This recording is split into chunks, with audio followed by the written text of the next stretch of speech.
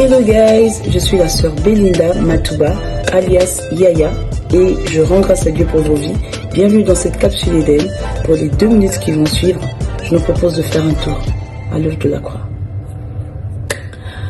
Bien aimés, je suis sûr que vous avez entendu parler du fait que le sang de Jésus a coulé à 7 endroits différents. Je suis sûr que vous avez entendu parler des dernières phrases ou des derniers mots de Jésus à la croix, qu'on résume à 7 mots. Nous y reviendrons pour notre 2e capsule.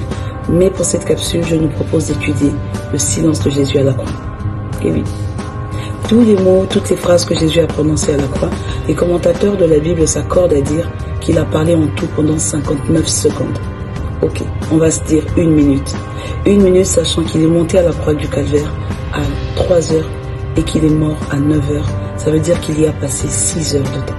Pendant 6 heures de temps à la croix, Jésus ne va parler que pendant 1 minute.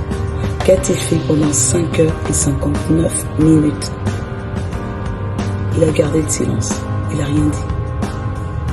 Il n'a rien dit. Le roi des rois, qui est au-dessus, il a laissé son trône, il a tout laissé. Il est arrivé pour que la créature puisse le maltraiter, lui le créateur. En lui mettant une couronne d'épines et en lui disant que tu as dit que tu étais le roi des Juifs. En vrai, il était le roi du monde entier. Et il n'a rien dit.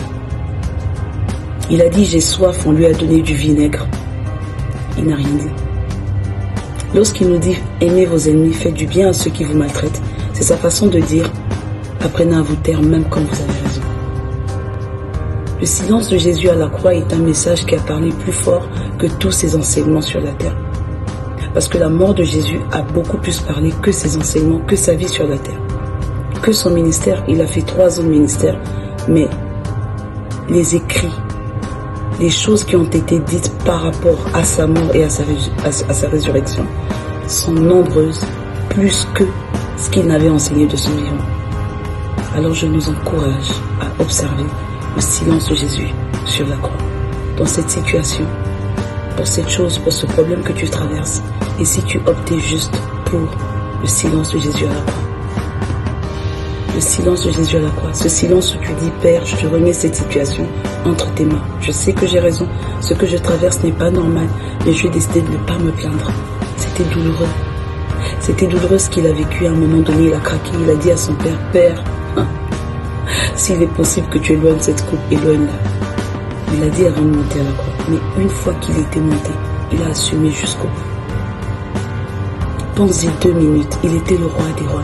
Il aurait pu faire son entrée à Jérusalem avec des chars, avec des cavaliers, avec des chevaux. Il ne l'a pas fait. Au lieu de ça, il n'est pas monté sur un âne, mais sur le petit d'un âne.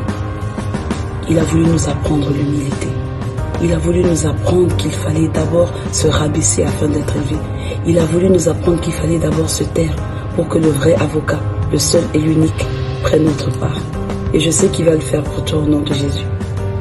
J'espère que tu as été béni. On se dit à très bientôt pour une 2e partie. Que Dieu te bénisse. Bye. Shoot a shot. I'm coming in hot.